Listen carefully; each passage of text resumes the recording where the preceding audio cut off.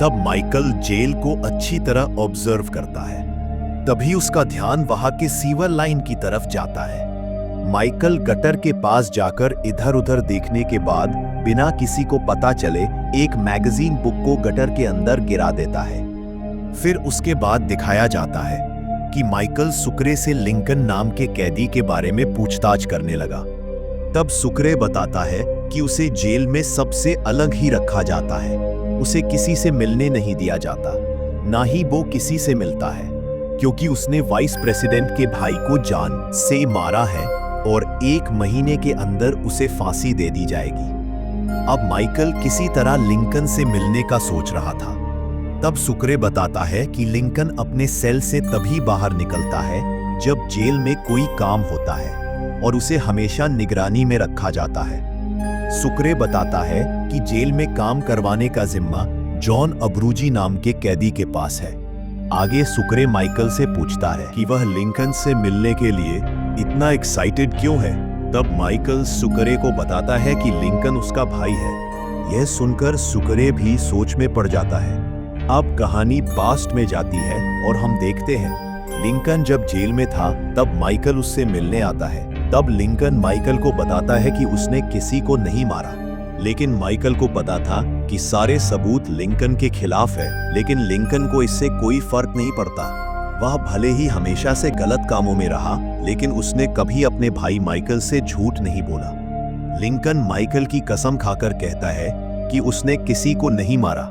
अब कहानी present time में है और हम लिंकन के बेटे एलजे को दिखाते हैं। वह भी अपने बाप के रास्ते पर चल रहा था। एलजे किसी के साथ ड्रग की डील को अंजाम दे रहा था, लेकिन उसे पता नहीं था कि पुलिस उस पर पहले से नजर रख रही है। पुलिस वाले एलजे को रंगे हाथों पकड़ लेते हैं। दूसरी ओर दिखाया जाता है माइकल जेल में काम करने के लिए अब्रूजी नाम के आदमी के पास जाता है, लेकिन अब्रूजी ने उसे यह कहकर मना कर दिया कि काम देने के बदले उसे उसको पैसे देने होंगे, और उसे पता था कि माइकल के पास देने के लिए कुछ नहीं है, जिसके बदले अब्रूजी उसे जेल में काम दिला सके। तब माइकल अब्रूजी को कागज से बनी एक डक देता है और कहता है कि आगे वह जॉन अब्रूजी के बहुत काम आ सकता है और जॉन अब्रूजी को उसकी जरूरत पड़ने वाली है। यह बोलकर माइकल वहां से चला गया। अगले सीन में हम माइकल को जेल में डॉक्टर के साथ देखते हैं, जहां डॉक्टर उसे इंसुलिन के शॉट दे रही थी क्योंकि उसे डायबिटीज है।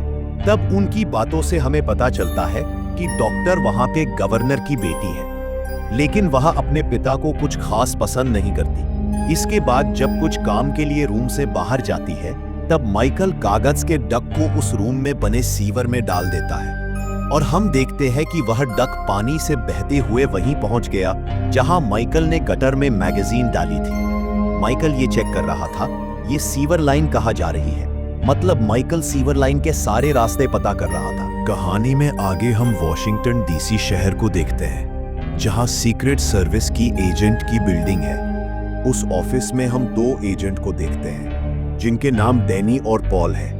डैनी पॉल को बताता है कि चर्च का बिशप उनकी बात नहीं मान रहा और वह लिंकन के केस की डीप स्टडी करना चाहता है, जिससे उसकी मौत की सजा कैंसिल हो जाए। उनकी बातों से हमें यह भी लग रहा था कि वह लोग लिंकन को जल्दी से जल्दी फांसी देना चाहते हैं और इसमें भ्रष्ट नेता भी शामिल है।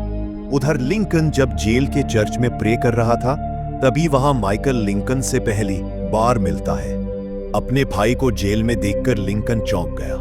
तब माइकल बताता है कि वह अपने भाई को जेल से बाहर निकालने आया है। अब दिखाया जाता है